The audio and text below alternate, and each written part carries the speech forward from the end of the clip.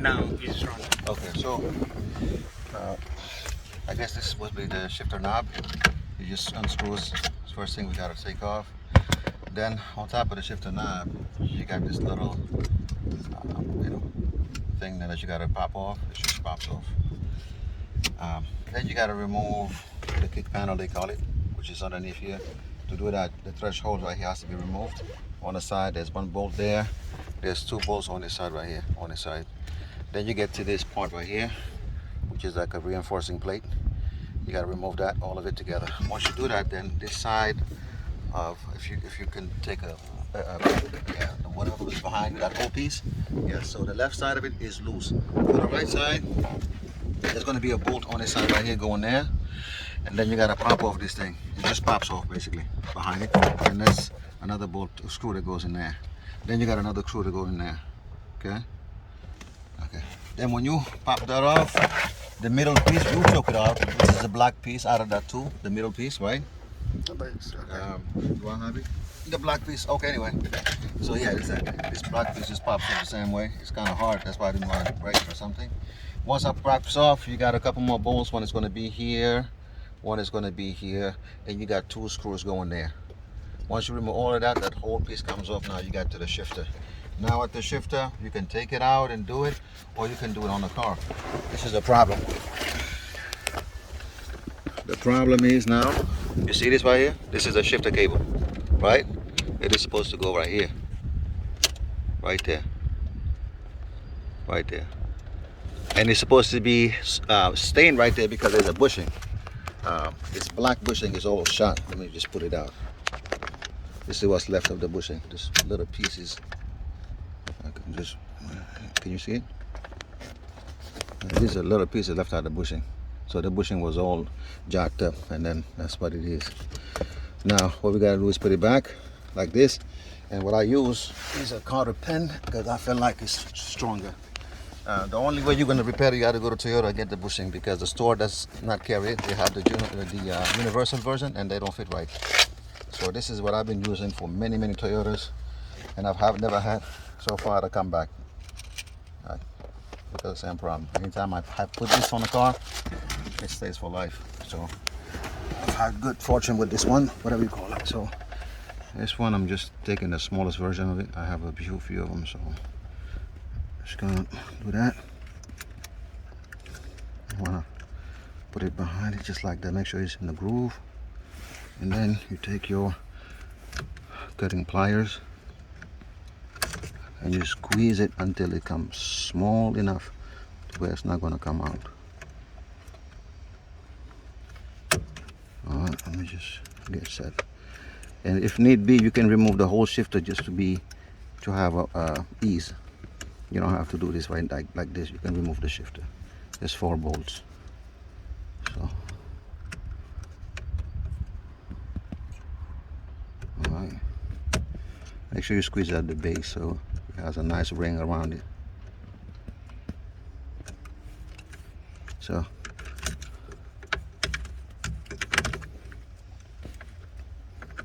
if need be, I may have to myself remove the shifter just to be laying it down. That way I don't have any issues. In fact, let me just get my bigger pliers.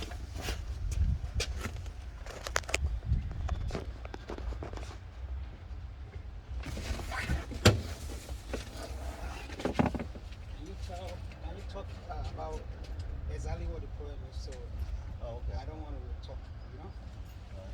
What the problem is that will make us do that when you finish,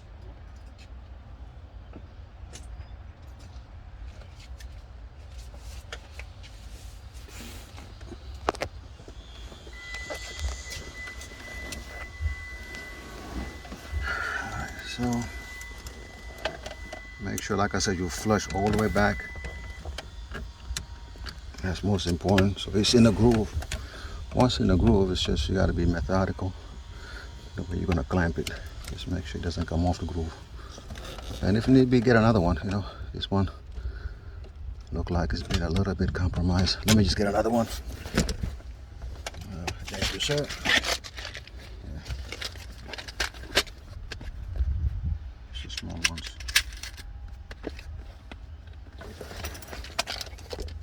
It's okay. All right, cool. So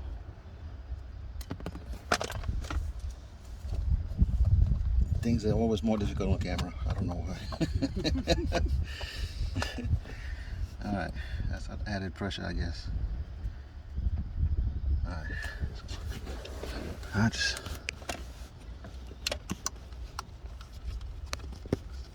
just a little bit past it. That's all I want, just slightly like that. All right, so now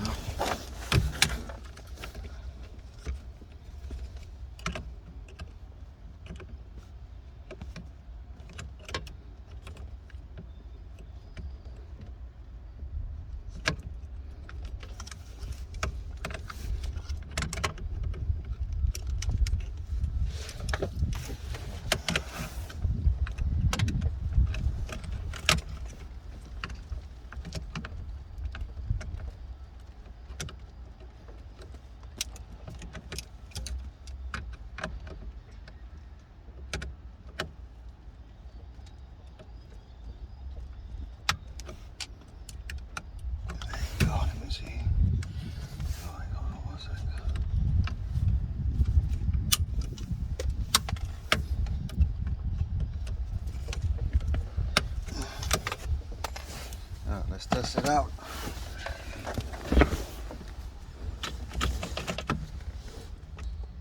Making sure. You have the key or something? You just want to put it in and just move it back and forth.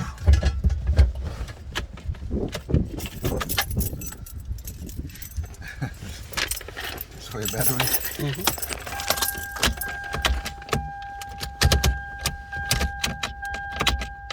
Why is that shifting? Okay. You can see from here or no? On the side of the shifter, yeah, let me show it to you right there. You can zoom in there. There you go. That's a shifter. Where am I? Right there.